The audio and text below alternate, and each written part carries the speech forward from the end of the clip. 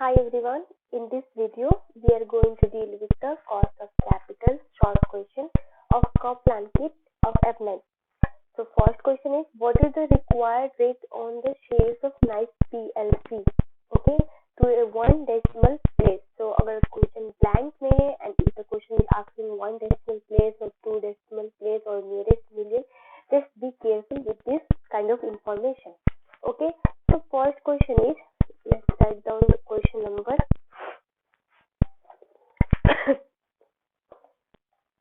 Okay, so basically question is asking what is the required rate return on the shares of NICE PLC, मतलब KE cost of equity जो हम लोग कहते हैं.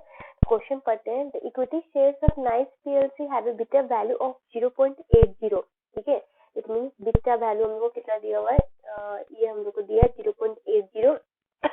Fix free rate of return means government bond या फिर government instrument like treasury bills, government bills, इस type के बॉन्ड पे जो रिटर्न आते हैं उसको हम लोग जनरली रिस्क फ्री कंसीडर करते हैं, बिकॉज वो रिटर्न हम लोग को मतलब मिलना ही मिलना है, मतलब लेके डूबेंगे नहीं गवर्नमेंट, ये एज्यूम करते हैं. तो ये 6% हमारा दिया हुआ है. Then market risk premium is 4%. अब ये आरपी में अभी समझाऊंगी क्या है. रिटर्न प्रीमियम हम लोग को 4% दिया हुआ है. आफ्टर दैट कॉर्पोरेशन टैक्स, इसका तो यहाँ पे कोई यूज नहीं है. तो बेसिकली हम लोग के फाइंड करने के लिए ये जो इन्फॉर्मेशन प्रोवाइड किया है, हम लोग कैपम का फॉर्मूला यूज करेंगे. CAPM फॉर्मूला, वो फॉर्मूला ये है.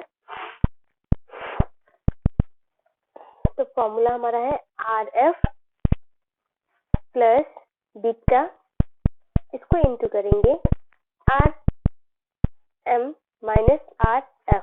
ठीक है, अब जो ये RM माइनस RF है ना, मैं यहाँ पे लिखती हूँ RM माइनस RF, ये जो हमारा है ना ये RP है. ठीक है, RM मतलब ओवरऑल मार्केट रिटर्न, ठीक है, मतलब जो एवरेज रिटर्न मार्केट में है. RF मतलब वही रिस्क फ्री रिटर्न जो हम लोग को क्वेश्चन में दिया हुआ है. ये दोनों को डिफरेंस को RP कहते हैं. और क्वेश्चन ने हम लोग को डायरेक्टली दे दिया है मार्केट रिस्क प्रीमियम. अगर ये नहीं दिया होता in that case question might have been given RM, जो कि हम लोग को कैलकुलेट करना पड़ता है. ठीक है, तो यहाँ पे आप बेसिकली बस KE फाइंड करना है, which is the required return on the shares, और बाकी हम लोग को हर एक दिया हुआ है डेटा.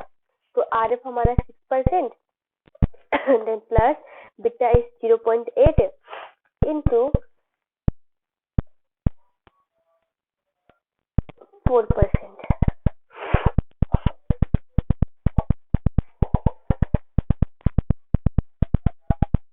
तो 9.2%. ठीक है, ये हमारा हो जाएगा cost of equity.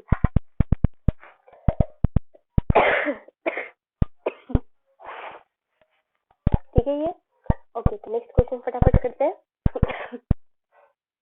Next question हमारा 102, and question might be having a different number in your book just because of the kit validity. ठीक है, मेरा वैलिडिटी हो सकता है 1 साल पुराना हो, आपका लाइक 22-23 के लिए हो, तो इसलिए क्वेश्चन नंबर ऊपर नीचे होगा. Just find the question number by it's name.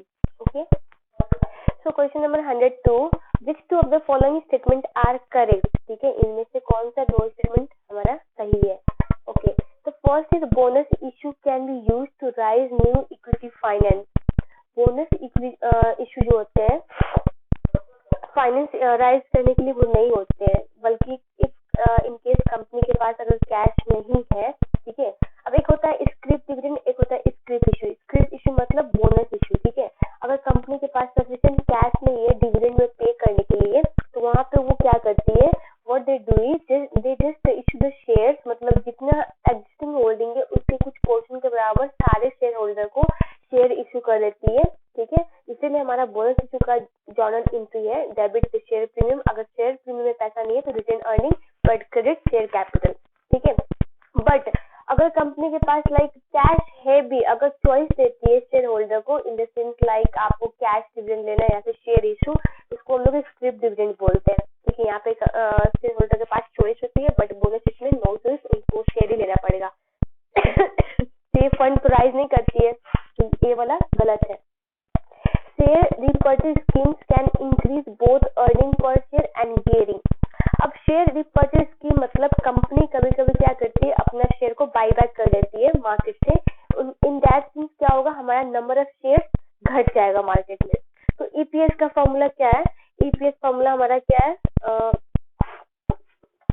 EPS equal to हमारा है earning divided by number of share, ठीक है, नंबर ऑफ शेयर। अगर नंबर ऑफ शेयर्स घटेगी मतलब डिनोमिनेटर रिड्यूस हो रही है तो ओवरऑल रेशियो क्या होगा, इंक्रीज होगा।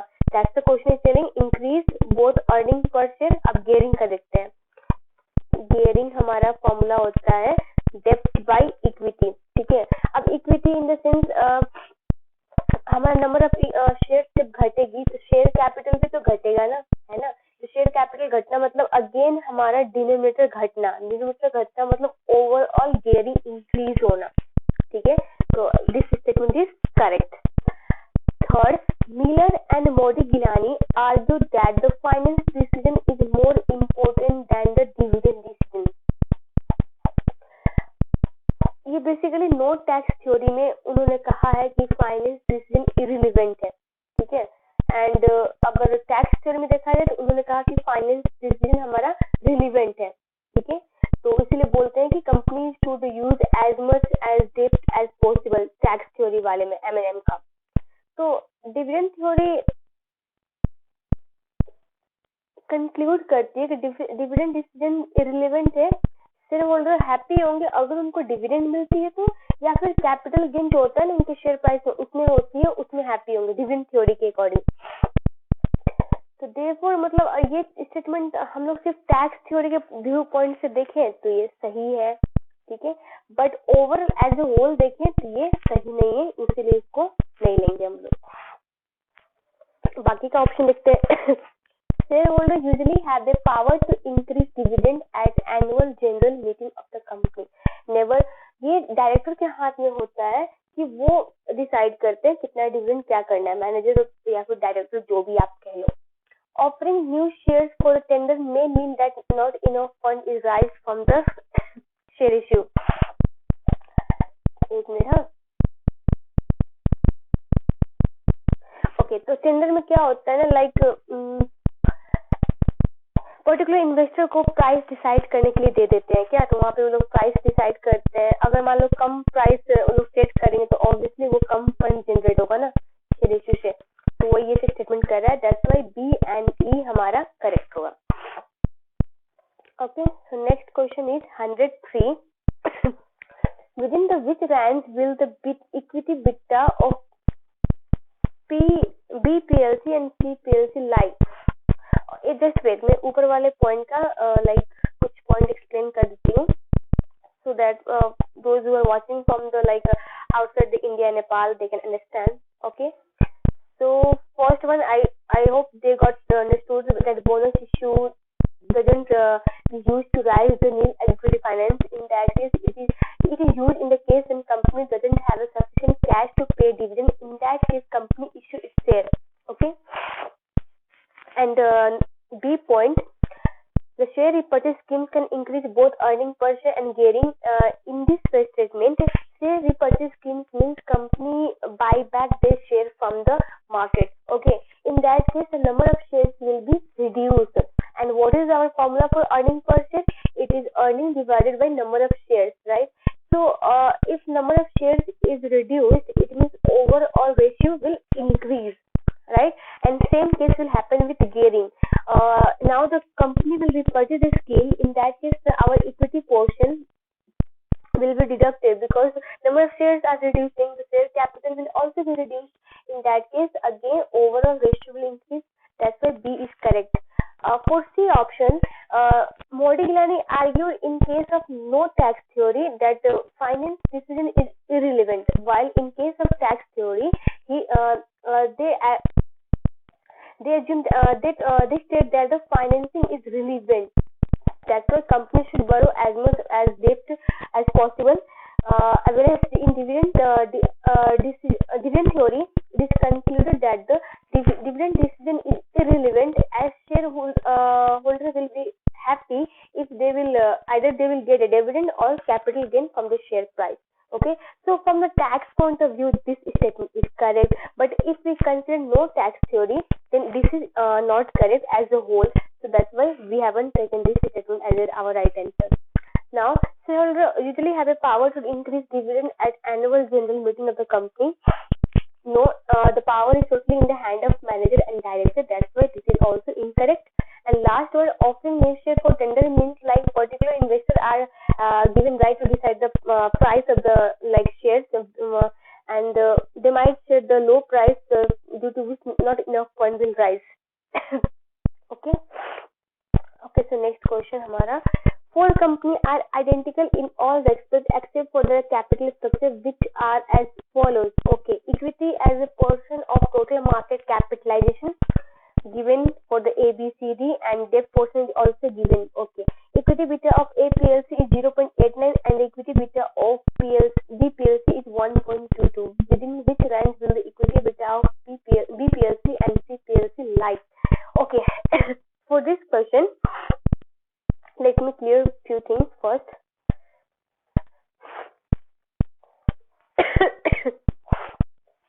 Okay, तो कंपनी वाइज अगर देखा जाए, which company is having more debt, ठीक है, तो ये हमारा company, okay company, and more डेप्ट किसके पास है? First of all company B is having more डेप्ट, then after that D, and then C, then A,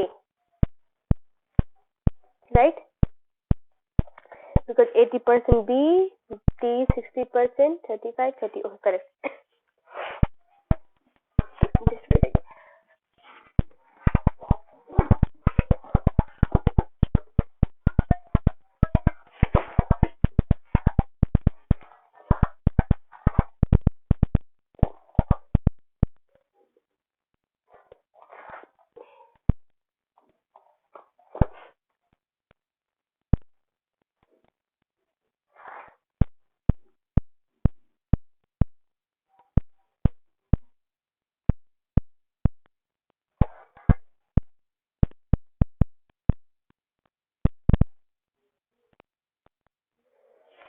Okay, so according to debt portion, B company is having more debt, then after that D, then C, then A.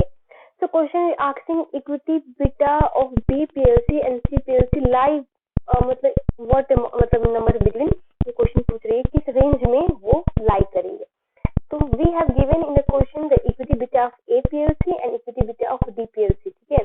तो यहाँ पे if we will put this value, beta value, A PLC is given, that is 0.89 and D PLC is given, which is 1.22. Okay, but for this question आपको एक चीज समझना है, you need to understand one thing, that if the gearing is higher the gearing, higher will be the beta. Okay, I will add this point, higher the gearing, higher will be beta, ठीक है. So अगर B PLC को कह रहा है what is the beta of B PLC, it may be more than 1.22 because हमारा D का beta दिया हुआ है 1.22, तो B का इससे obviously ज्यादा होगा. And if the question is telling for the C के लिए पूछ रहा है, it means ये D and A के बीच में पड़ेगा, A से ज्यादा and D से कम, है कि नहीं? because इसका gearing एक रेंज में देखो, तो ऑप्शन पढ़ते हैं, ठीक है. The beta of B PLC and the beta of C PLC are both higher than 1.22. This statement is correct only for the B, not for the C. Then second, beta of B PLC is below 0.89. Never it will be higher than 1.22. ठीक है. फिर उसके बाद है आपका beta of B PLC is above 1.22 and beta of C PLC is in range of 0.89 and 1.22. Exactly, जो मैंने explain किया, that is explaining by the statement C, ठीक है. तो beta of B PLC in the range of 0.89 to 1.22 and beta of C PLC is higher than 1.22. ये vice versa कर दिया है C statement का, but option C is correct जो मैंने explain किया. ये चीज याद करना, higher the gearing higher will be beta. जितना ज्यादा डेप्थ होगा उतना ज्यादा हमारा गेयरिंग बढ़ेगा, एंड गेयरिंग बढ़ना मतलब उतना भी बीटा हायर होगा, ठीक है. Next question, which two of the following statements concerning profit are correct, ठीक है. Accounting profit is not same as economic profit. अब इकोनॉमिक प्रॉफिट किसको कहते हैं, मतलब जो कैश मोटिव प्रॉफिट होता है ना उसको इकोनॉमिक प्रॉफिट कहते हैं। एंड ये हमारा स्टेटमेंट करेक्ट है। अकाउंटिंग प्रॉफिट हमारा इकोनॉमिक प्रॉफिट में सेम नहीं होता है। अकाउंटिंग प्रॉफिट बिकॉज उसको मैनिपुलेट किया जा सकता है। फॉर एग्जाम्पल अगर लाइक डेप्रिसिएशन, जैसे डिफरेंट वेज है डेप्रिसिएशन कैलकुलेट करने का, उसके थ्रू मैनिपुलेट कर देंगे, जिससे कम आएगा डेप्रिसिएशन उसको डाल देंगे, या फिर प्रोविजन हमारा बेस्ट एग्जाम्पल है मैनिपुलेट करने का। और भी तरीके हैं, आपने मेरे से अच्छे जानते होंगे इसके बारे में, ठीक है। Profit takes account of risk. Profit risk को अकाउंट नहीं करता है, क्योंकि मैंने बोला जैसे कि प्रॉफिट को मैनिपुलेट किया जा सकता है through various technique, that's why it don't take account of risk, ठीक है। तो ये है नहीं हमारा। Accounting profit can be manipulated by manager, मैंने अभी जैसे बोला ठीक है। तो वो मैनिपुलेट कर किया जा सकता है through the creative accounting, window dressing. अब जैसे कि फॉर एग्जांपल आपका एंड ऑफ द ईयर, जैसे साल खत्म होने वाला है और बड़ा सा किसी को लाइक कुछ लाके बड़ा सा सेल्स अमाउंट ले लिया उधार पे, मतलब बेच दिया, बट कैश तो आया नहीं, but our sales will be increase and so will be the our profit. एक मैनिपुलेट कर लिया। अब जैसे साल का खत्म हुआ, वो क्या बोलेगा कस्टमर को, लाइक जो कि जिससे लाइक अपना जान पहचान आदमी से ही करवाया होता है ये चीज, तो उसको बोलेगा लाइक कि अब मतलब लाइक उसको दिखाना था, तो सेल्स उसको फुसला के मतलब लाइक सेल्स बढ़ा दिया, अब वो सेल्स टर्न करवा के बैक टू द ट्रांजेक्शन कर देगा। इस टाइप से लाइक मैनिपुलेट कर सकते हैं। आप लोगों ने बीटी में पढ़ा होगा, अच्छे से एग्जाम्पल एक्सप्लेन किया था। तो ये मैनिपुलेट किया जा सकता है। तो gross profit margin is calculated as gross profit divided by shareholder fund. नहीं, gross profit divide by shares होता है, ना कि शेयर होल्डर फंड। ये गलत है। तो 1 and 3। A company issued its 12% irredeemable loan notes at 95 and the current market price is 92 and company is paying corporation tax at the rate of 30%. What is the current net cost of capital per annum of these loan notes to one decimal place? So let's do this question.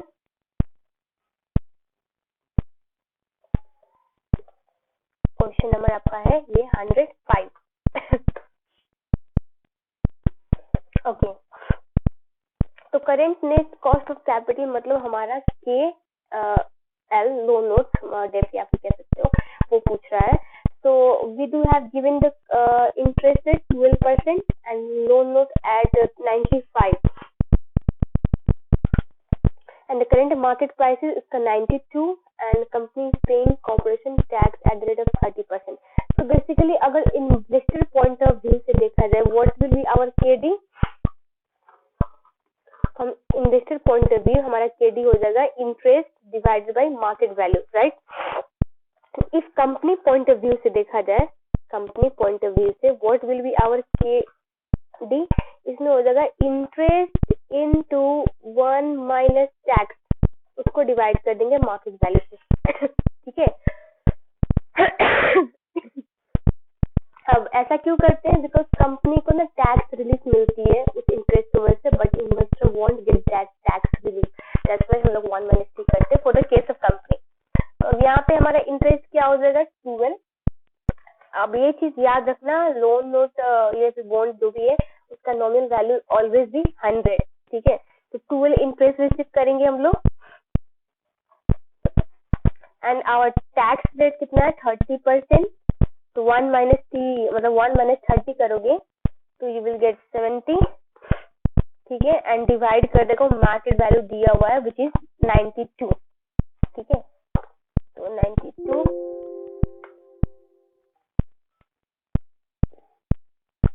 अब 1 decimal place में बोल रहा है, ये चीज याद रखना। तो 9.1% केडी, ठीक है। ये था, ये इजी था, फॉर्मूला बेस्ड है ना। तो अब नेक्स्ट क्वेश्चन करते हैं, what is the company WACC to the nearest whole percent for the capital investment appraisal purpose, ठीक है। अब हम लोग को WACC कैलकुलेट करना पड़ेगा। WACC का फॉर्मूला बुक में कुछ लंबा चौड़ा दिया हुआ है, मैं जो सिखा रही हूँ आई थिंक आप लोग भी वही फॉलो करना, इट विल बी इजी, ठीक है। ओके, तो फर्स्ट ऑफ ऑल हम लोग एक कॉलम बनाते हैं पर्टिकुलर, ठीक है। Then market value market value के बाद we will write down cost of capital. I will write in the shortcut and market value into cost of capital. ठीक है, अब हमारे पास पर्टिकुलर में वो आइटम दिखेंगे जो हम लोग ने लाइक सोर्स ऑफ फाइनेंस हमारा फर्स्ट है हमारा equity that is ordinary shares, then we have a preference shares, ऐसे लिखते हैं 8% प्रीफरेंस शेयर, मैं शॉर्टकट लिखती हूँ, आप पूरा का पूरा लिखना, ठीक है। 12.5% लोन नोट, ओके। अब मार्केट वैल्यू इन सबका देखते हैं। अब इक्विटी का हमारा लाइक अब क्वेश्चन पढ़ते हैं, पहले उसके बाद बताऊंगी मैं मार्केट वैल्यू कैसे कैलकुलेट करना है। तो loan note are redeemable at nominal value in 2006, ठीक है। लोन नोट हमारा एक सेकेंड है,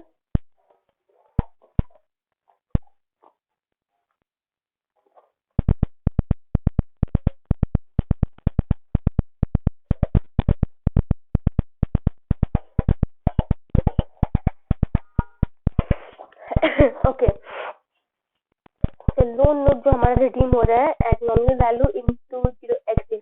अब loan note redeemable loan note है ना, अगर वो मार्केट सॉरी करेंट वैल्यू या फिर नॉमिनल वैल्यू पे रिडीम कर रहा है ना, उसका जो कॉस्ट ऑफ कैपिटल जो हम लोग कैलकुलेट करेंगे ना, उसको आप इरिडीमेबल की तरह कैलकुलेट करना, आपका टाइम सेव हो जाएगा फॉर शॉर्ट क्वेश्चन, ठीक है।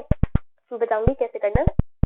The current market price of the company's securities are as follow.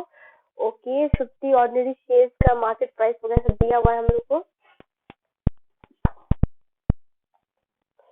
And company is paying corporation tax at the rate of 30% and the cost of company ordinary shares ordinary equity capital is estimated to be 18%.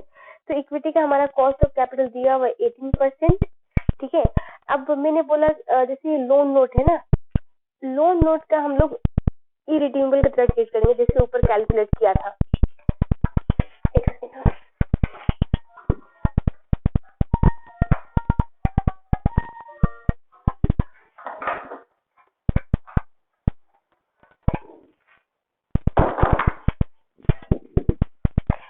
Okay. तो मैं क्या कह रही थी कि अगर loan note आपका redeemable है एंड वो रिडीम हो रही है नॉमिनल वैल्यू पे, इन दैट केस उसका जो हम लोग कॉस्ट ऑफ कैपिटल जो होगा we will calculate it same like irredeemable, ठीक है। इरिडीमेबल में कैसे कैलकुलेट करते हैं तो हमारा पहले इंटरेस्ट कितना पे कर रहा है वो देखेंगे 12.5, ठीक है। एंड आफ्टर दैट उसके बाद हम लोग लेंगे टैक्स को, जैसे ऊपर कैलकुलेट किया ना 105 में, सेम ऐसे ही कैलकुलेट करना। आई हमारा इंटरेस्ट 12.5% इंटू 1 माइनस टी हमारा tax rate, and our tax rate is 30%, तो 1 माइनस टी करने के बाद वी विल गेट 70, तो 0.7 में डालूंगी and divide it by market value जो कि कितना है लोन नोट का 100 दिया हुआ है। अब इसको परसेंटेज में कन्वर्ट कर दो, ये पॉइंट में जाएगा, हाँ ठीक है। आई होप आप लोगों को समझ में आ गई हो। ये लोन नोट करंट नॉमिनल या करंट वैल्यू पे अगर रिडीम हो रही है, in that case we will calculate its cost of capital same like irredeemable one. ये फॉर्मूला मैंने इरिडीमेबल का यहाँ पे लिखा हुआ है, सेम इसी तरह कैलकुलेट करेंगे। तो I our interest which is in our case is 12.5% and T means tax, corporation tax which is in our case is 30% and market value which is in our case is 100 which is given in the question, ठीक है। सीधे value डालो, आपको ये आ गया। Now for the preference shares, preference shares में क्या करते हैं, इंटरेस्ट कितना है हमारा 8%, इन 8% पर शेयर है, ठीक है। इट मीन 0.08, ठीक है। एंड उसके बाद इसका मार्केट वैल्यू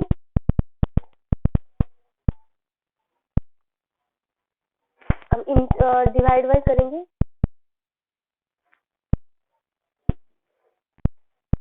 मार्केट वैल्यू कितना हमारे 92, 0.92 82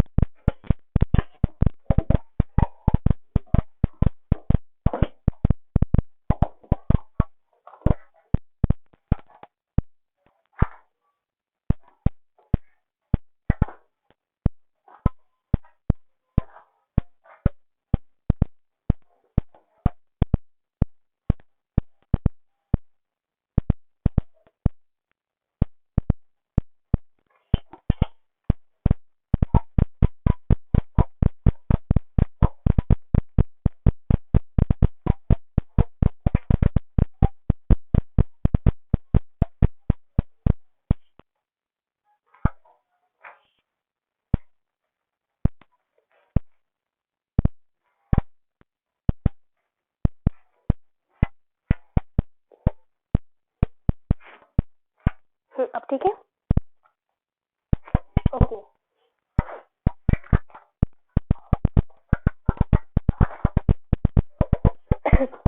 तो इसका भी फॉर्मूला हमारा सेम हो जाएगा। प्रेफरेंस शेयर के केस में हमारा इंटरेस्ट है 8%, ठीक है।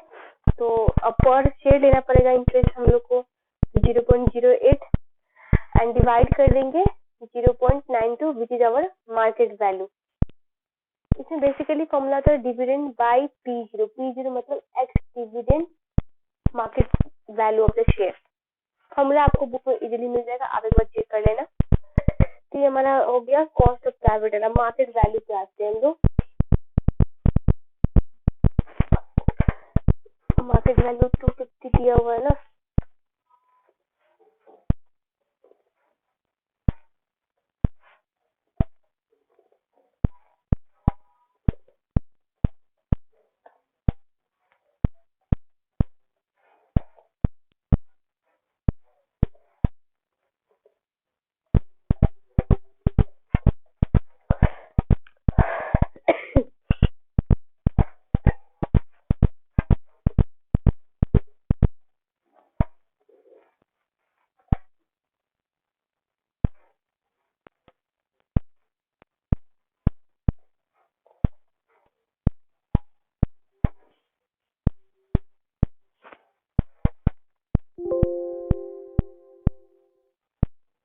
कुछ मिस्टेक किया मैंने, एक मिनट। हाँ,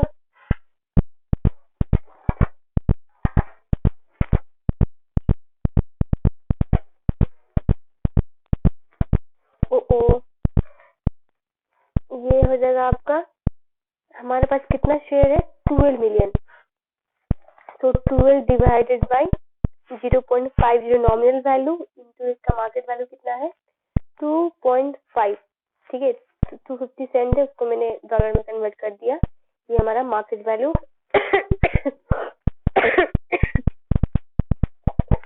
तो इसके केस में हो जाएगा 6 हमारा preference share nominal value 1 into 0.92 and loan note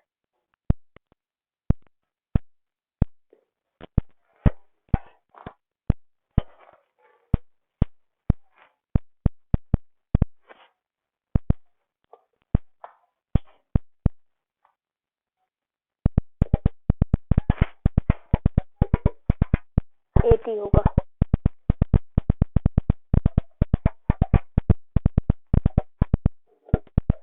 loan note 8 मतलब क्योंकि उसका नॉमिनल वैल्यू 100 होता है लोन नोट का, तो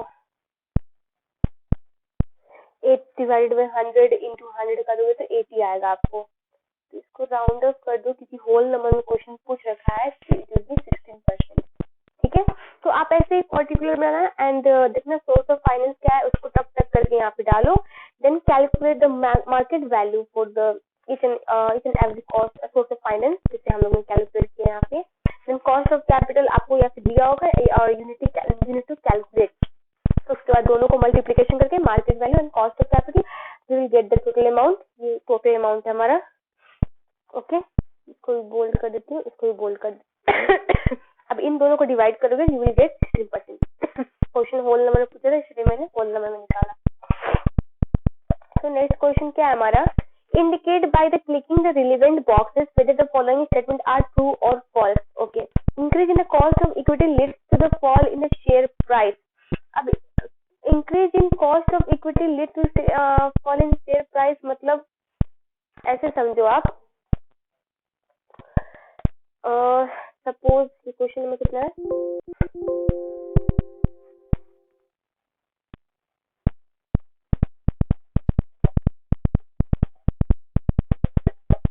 ये 7 है ना क्वेश्चन नंबर, ओके। सपोज आपको के यहाँ पे कॉस्ट ऑफ इक्विटी मतलब के ही है, ठीक है। एंड एक कंपनी है जो लाइक आपको $7 पे कर रही है as a dividend for example, okay. तो डिविडेंड पे कर रही है $7 पर शेयर एंड और सपोज मान लो कि कॉस्ट ऑफ इक्विटी उसका 10% है। तो यहाँ पे मार्केट वैल्यू क्या हो जाएगा, मार्केट वैल्यू हमारा हो जाएगा dividend which is 7 divide by cost of equity which is 10%, 70। ठीक है, ये आप बुक में दिया हुआ है मार्केट वैल्यू का, आप एक बार देखना, डिविडेंड डिवाइड बाई लाइक जो भी हम लोग को रिटर्न दे रहे हैं शेयर होल्डर को, तो हमारा मार्केट वैल्यू आ जाएगा कंपनी का। अगर मान लो ये कॉस्ट ऑफ इक्विटी इंक्रीज होके अब नाउ 20% हो गया, ठीक है, तो 20% होने के बाद अब क्या हो जाएगा हमारा मार्केट वैल्यू,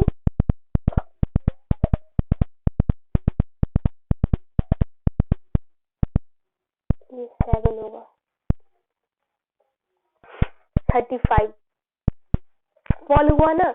जैसे जैसे कॉस्ट ऑफ इक्विटी बढ़ेगी वैसे वैसे वो फॉल होते जाएगा। ठीक है, ये एमबी मतलब ये शेयर प्राइस है ये शेयर प्राइस है। अगर आपके पास बुक होगा तो मैं बताती हूँ पेज नंबर, आप एक बार वहाँ पे चेक करना जरूर। ये डिविडेंड वाले जो मॉडल दिया हुआ ना, डिविडेंड वैल्यूएशन मॉडल, वहाँ पे एक बार देखना कौन सा डिविडेंड फॉर्मूला दिया हुआ वैल्यू के शेयर का, PO equal to D by RE, RE मतलब वही KE। ठीक है, परपेचुइटी की तरफ फॉर्मूला लगाया हुआ है, मैं यहाँ पे लिख देती हूँ तो आपको इजी रहेगा। तो PO मतलब लाइक वो हमारा मार्केट प्राइस, एंड D मतलब हमारा डिविडेंड, एंड KE मतलब हमारा कॉस्ट ऑफ इक्विटी। इसी फॉर्मूला पे मैंने कैलकुलेट किया ये चीज। आई होप आप लोगों को समझ में आ गई होगी। तो ये हमारा क्या है, ट्रू है। Investors faced with the increased risk will expect the increased return as compensation. Obviously ये हम लोगों ने पढ़ा था, higher the risk, higher will be the return. So the cost of debt is usually lower than the cost of preference shares. हाँ, क्योंकि डेप्ट पे हम लोग को टैक्स रिलीफ मिलती है, प्रेफरेंस पे तो नहीं मिलती है, इसी वजह से ये तीनों का तीनों ट्रू है। So company had just declared in an ordinary dividend of 25.6 penny per share, and cum dividend market price of an ordinary share is 280 penny. Assuming a dividend growth rate of 16% per annum, what is the company cost of equity capital to 1 decimal place? अब यहाँ पे 1 decimal place पूछा हुआ, so be careful, okay? So first we will write on the formula, ठीक है? अब ये growth का केस है, तो ग्रोथ के केस में हमारा के के लिए फॉर्मूला क्या बनता है, वो जाता है D1 मतलब D0 1 प्लस G, ठीक है, divide by PO market price, and plus कर देंगे पूरा होल के बाद G, ये अलग है वो अलग है।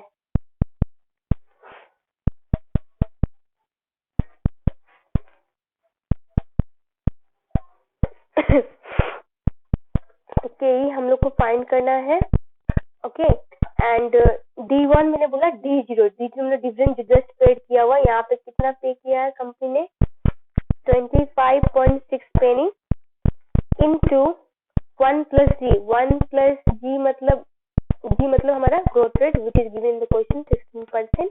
ठीक है, एंड इस सबको बंद कर देती हूँ, ये मेरा ब्रैकेट क्लोज हो जाएगा। इसको डिवाइड करूंगी मार्केट प्राइस कितना दिया हुआ है, अब मार्केट प्राइस यहाँ पे या फिर जो पीए है ना शेयर प्राइस, वो हम लोग एक्स डिविडेंड लेंगे, नॉट कम वन। अब कम डिविडेंड मतलब डिविडेंड इशू करने का पहले का प्राइस, एंड एक्स डिविडेंड मतलब डिविडेंड इशू करने के बाद का मार्केट प्राइस। ठीक है, तो हम लोग उसको कन्वर्ट करने के लिए कम डिविडेंड में से लाइक 280 में से माइनस कर दूंगी 25.6, तो ये हमारा एक्स डिविडेंड हो जाएगा। ठीक है, and plus growth rate which is in our case is 16%. Okay, so 1 decimal place में बोला हुआ है, तो कितना लिखेंगे हम लोग, 27.7%. You can see the formula in the formula bar what I did exactly, वो देख सकते हो आप formula bar में। Okay, फॉर्मूला वैसे है ना थर्ड है। अब ये सोचते हो मैंने पेनी क्यों लिया, डॉलर में क्यों नहीं बदला इसको, तो ये ऊपर नीचे कट जाएगा, 100 कॉमन लोगे तो इसलिए मैंने डायरेक्टली कर दिया। ठीक है, आपको वैसे करना है, you can do it by that way as well. ठीक है, तो नेक्स्ट क्या है, which two of the following would be implied by a decrease in company operating gearing ratio. अब ऑपरेटिंग गियरिंग रेशियो क्या है आपका, कि लाइक आपका कंपनी का ऑपरेटिंग कॉस्ट में फिक्स कॉस्ट कितना है as compare to variable cost, या फिर दूसरे लैंग्वेज में समझो ये रिलेशन एक्सप्लेन करता है फ्रॉम द कंट्रीब्यूशन एंड हमारा जो प्रॉफिट होगा उसके उसमें प्रॉफिट ही है ना,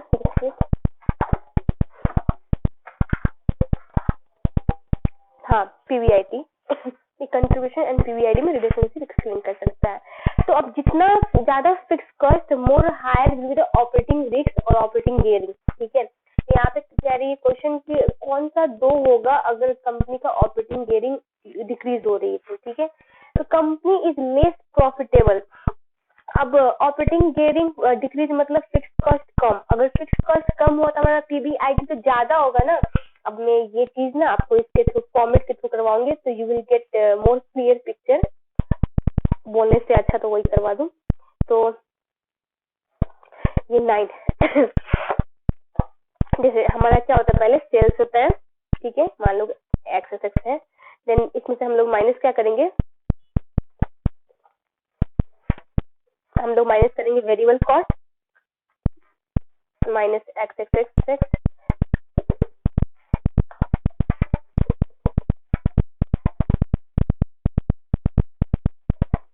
ठीक है, अब ये इससे क्या आएगा हमारा कंट्रीब्यूशन, कंट्रीब्यूशन आया सपोज एक्स एक्स एक्स। ठीक है, अब इसमें से लेस करेंगे हम लोग फिक्स कॉस्ट में, शॉर्टकट में लिख रही हूँ एफसी। इसके बाद हमारा आएगा पीबीआईटी मान के चलो।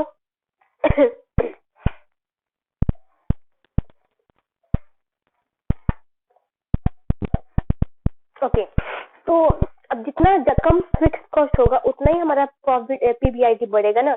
तो ये स्टेटमेंट गलत है, लेस बोल रहा है।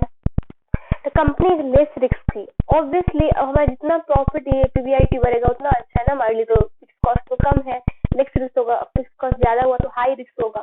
तो ये करेक्ट है बी वाला।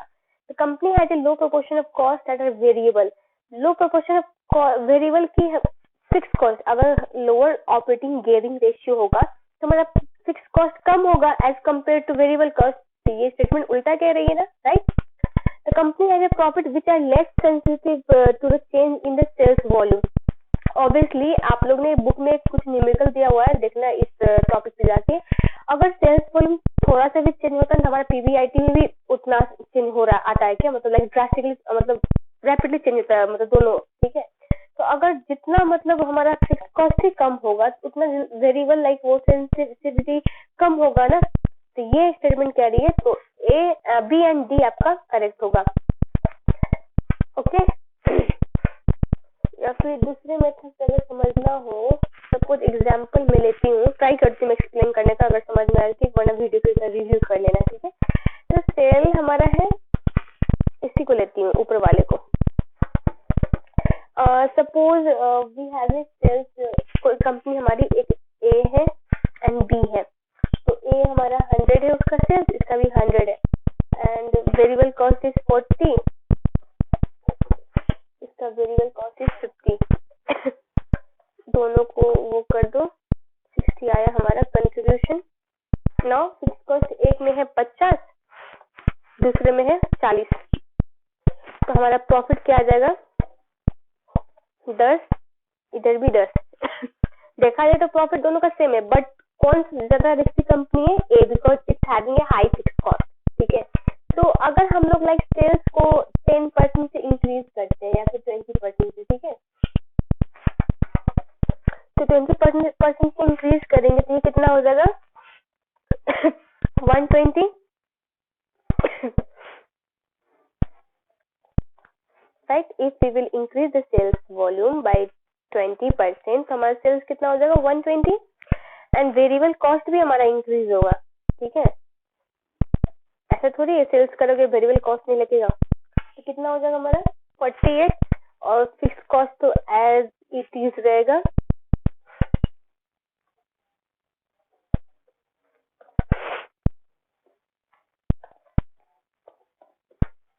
आया।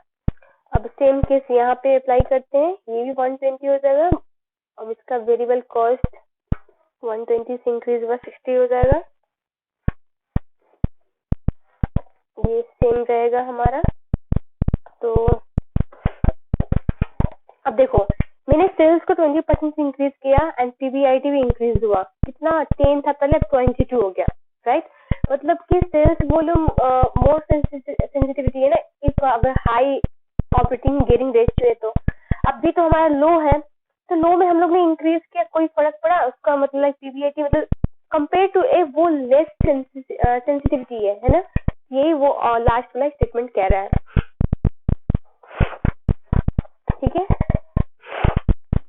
ओके। अब 110, which of the following statement is a part of a traditional theory of gearing? Okay, अब 3 तो थ्योरी है कैपिटल स्ट्रक्चर का। तो पहला है ट्रेडिशनल, वो क्या कहता है कि हमारा अगर गियरिंग लेवल लो है, ठीक है, तो equity holder will perceive no risk, मतलब उसको नेक्स्ट रिस्क लगेगा या फिर ना के बराबर लगेगा। तो बेनिफिट जो हमारा होगा ना, लाइक कॉस्ट ऑफ डेप्ट का जो हम लोग लिए रहते हैं, वो ज्यादा होगा हमारा कॉस्ट ऑफ इक्विटी से। कॉस्ट ऑफ इक्विटी इंक्रीज होगा बट हमारा कॉस्ट ऑफ डेप्ट का बेनिफिट ज्यादा होगा कॉस्ट ऑफ इक्विटी से। तो यहाँ पे हमारा वैट क्या होगा? डिक्रीज होगा। बट अगर अगर डेप्ट लेते गए गियरिंग हमारा सर्टेन लेवल तक इंक्रीज करते जाएगा, तो हमारा अब इक्विटी होल्डर को लगेगा नहीं, अब ये लोग ज्यादा इंटरेस्ट पे कर रहे हैं तो हम प्रॉफिट बचेगा नहीं, वी वांट गेट डिविडेंड, है कि नहीं? तो वो लोग एक रिसीव मतलब रिस्क को लाइक परसीव करेंगे, तो उसके लिए वो हाई डिमांड करेंगे कि नहीं, उनका कॉस्ट ऑफ इक्विटी वो ज्यादा डिमांड करेंगे। तो यहाँ पे क्या होता है, जो हम बेनिफिट लो कॉस्ट डेप्ट मतलब उसमें टैक्स रिस्क मिलता है ना, तो इसलिए लो कॉस्ट डेप्ट कह रहे हैं। तो ये हमारा लोअर होगा कॉस्ट ऑफ इक्विटी से, it mean cost of equity हमारा ज्यादा इंक्रीज होगा इस यहाँ पे आके। यहाँ पे हमारा वैट क्या होगा? इंक्रीज होना स्टार्ट हो जाएगा। बट एक्सट्रीमली हाई लेवल आने के बाद अब डेप्ट होल्डर भी सोचेंगे कि अब हमारा भी इंटरेस्ट अब खतरा है क्योंकि कंपनी बहुत हाईली गियर्ड है। तो अब यहाँ पे cost of equity and cost of डेप्ट दोनों इंक्रीज होगा। ठीक है, जिसकी वजह से क्या होगा? हमारा वैट ओवरऑल इंक्रीज होगा। तो इसका कंक्लूजन ये है कि हम लोग मिनिमम एक वैट को खोजेंगे जहाँ पे मतलब लाइक वैल्यू जो है कंपनी का वो मैक्सिमाइज हो। आप एक बार ये थ्योरी जरूर पढ़ना, आपको समझ में आ जाएगा। So there must be a tax, इसमें टैक्स नहीं है, आप थ्योरी में लिखा हुआ है there must exist a minimum weight obviously, so that कि हमारे कंपनी का वैल्यू मैक्सिमाइज हो जाए। सो कॉस्ट ऑफ डेप्ट इंक्रीज एज गियरिंग डिक्रीज, ये नहीं होता है। And cost of equity increase as gearing decrease, cost of equity increase जब होती है जब हमारी गियरिंग इंक्रीज होती जाती रहती है। ठीक है, तो ये सब गलत है, तो बच गया बी। ठीक है, अब नेक्स्ट क्वेश्चन क्या कहता है, which of the following statement is true of a scrip issue with perfect information. Scrip issue मैंने बताया पिछले क्वेश्चन में, just review the video and you will get to know. मैंने डिफरेंस बताया, स्क्रिप इश्यू है स्क्रिप डिविडेंड का, तो scrip issue मतलब bonus issue. Decrease earning per share, earning per share का फॉर्मूला क्या होता है? हमारा earning divided by total number of share. Bonus issue करेगी तो कंपनी क्या होगा? हमारा शेयर कैपिटल इंक्रीज होगा ना, शेयर प्रीमियम से आगे शेयर कैपिटल में, तो टोटल नंबर ऑफ शेयर हमारा इंक्रीज होगा, तो अर्निंग पर शेयर क्या होगा? डिक्रीज होगा। ठीक है, डिक्रीज द डेप्ट इक्विटी रेशियो, अब तो हमारा ए राइट ही है, तो बाकी का ऑप्शन ऑब्वियसली गलत ही होगा, फिर भी देखते हैं। डिक्रीज द डेप्ट एंड इक्विटी, डेप्ट versus equity ratio calculated on the market value based of the company. अब ये बुक वैल्यू या मार्केट वैल्यू दोनों में नो चेंज आएगा। ठीक है, क्योंकि बोनस इश्यू होने के बाद हमारा मार्केट प्राइस भी एडजस्ट होता है, तो ओवरऑल मार्केट वैल्यू कंपनी का सेम ही होता है, इसमें कोई इम्पैक्ट नहीं आता है बोनस इश्यू की वजह से। ठीक है, तो increase in individual share holder wealth, company के शेयर होल्डर के वेल्थ में कुछ चेंजेस नहीं आते हैं, आपको भी पता है ये चीज बोनस इश्यू के कारण। इंक्रीज इन मार्केट प्राइस है वो और घट जाता है, इंक्रीज नहीं होता है। ठीक है, तो बच गया ए। Okay, so next question. A company incorporate increase amount of debt finance into its capital structure while leaving its operating risks unchanged. Assuming that a profit capital market exists with the corporation tax but without personal tax, which is the following criteria describe the effect on the company cost of capital and total market value indicated by clicking in the relevant box whether the cost of equity, WACC, total market value would increase or decrease or be unaffected. ये मोडिग्लियानी और Miller and मोडिग्लियानी शायद है, उनका tax theory वाला आप एक बार पढ़ना। ठीक है, उनके अकॉर्डिंग क्या कहा गया है, नो टैक्सेशन वाला भी ये दोनों पर आप पढ़ना, आपको समझ में इजीली आ जाएगा। ठीक है। तो बस डिफरेंस ये कि इसमें वो टैक्स को कंसिडर करती है, नो टैक्स वाले में टैक्स को कंसिडर नहीं करती है। तो अब यहाँ पे टैक्स को कंसिडर करेगी तो कंपनी का जो कॉस्ट ऑफ डेप्थ होगा वो तो और डिक्रीज होगा ना, क्योंकि टैक्स रिलीफ मिलेगा। अब जिसके कारण हमारा फैक्ट और क्या हो जाएगा। अब एक सेकेंड, हाँ मैंने क्या बोल दिया क्या।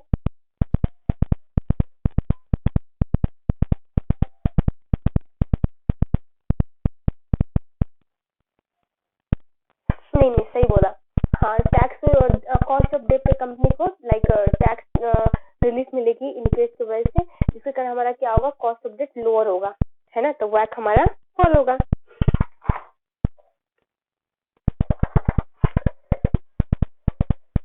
तो कॉस्ट ऑफ इक्विटी हमारा वो इंक्रीज ही होती है, ठीक है। पर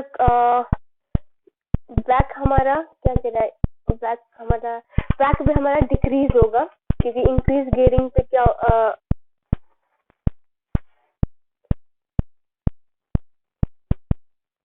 इंक्रीज गेयरिंग होगा तो हमारा ये कॉस्ट ऑफ लाइक डेट जो होगा ना वो तो कम आएगा ना as compare to cost of equity. तो ये हमारा फॉल होगा वैक भी। एंड टोटल मार्केट वैल्यू हमारा ये इंक्रीज होगा। फॉर्मूला के अकॉर्डिंग देख लो आप, ये फॉर्मूला इसमें दिया हुआ है, market value equal to D मतलब डिविडेंड या फिर जो रिटर्न समझ लो डिवाइडेड बाई वैक, ठीक है। तो उसके अकॉर्डिंग ये मार्केट वैल्यू भी इंक्रीज होगा।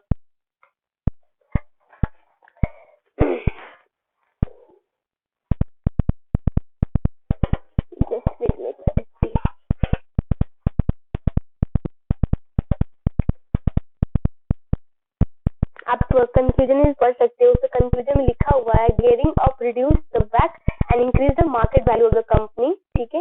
ये बोला गया है, इसलिए बोला है company use as much as debt as possible, क्योंकि उससे रिलीफ मिल रही है जो कि हमारे वैक को घटाएगा, ठीक है। हालांकि कॉस्ट ऑफ इक्विटी भी इंक्रीज होगा बट उसका इंक्रीमेंट आप इसका डिक्रीमेंट ज्यादा होगा, कॉस्ट ऑफ डेट का तो ज्यादा इफेक्ट होगा, उसके कारण हमारा वैक ओवरऑल फॉल हो रहा है, ठीक है। आप एक बार देखो, नहीं समझ में आए तो मुझे जरूर बताना कमेंट सेक्शन में, मैं आपको फिर से एक्सप्लेन कर दूंगी।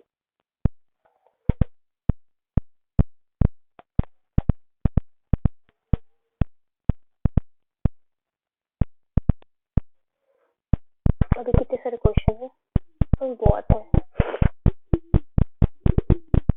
फिर नेक्स्ट वीडियो में बाकी के क्वेश्चन कंप्लीट करेंगे, इस वीडियो में यहाँ पे करते हैं, ओके। तो अगर आपको वीडियो पसंद आई हो तो please please please like and subscribe जरूर करना। If you think I am doing something worth for you guys, तो प्लीज प्लीज प्लीज मेरे चैनल को सब्सक्राइब अपने फ्रेंड्स सर्कल में शेयर भी जरूर करना, सो दैट उनको भी बेनिफिट मिले। और प्लीज बेल आइकन को हिट करना ना भूलें फॉर मोर अपडेट्स। आगे और भी सब्जेक्ट का मैं वीडियो डालते जाऊंगी, so that you will get the notification first, ठीक है। So thank you so much for watching my video. Thank you. Have a good day.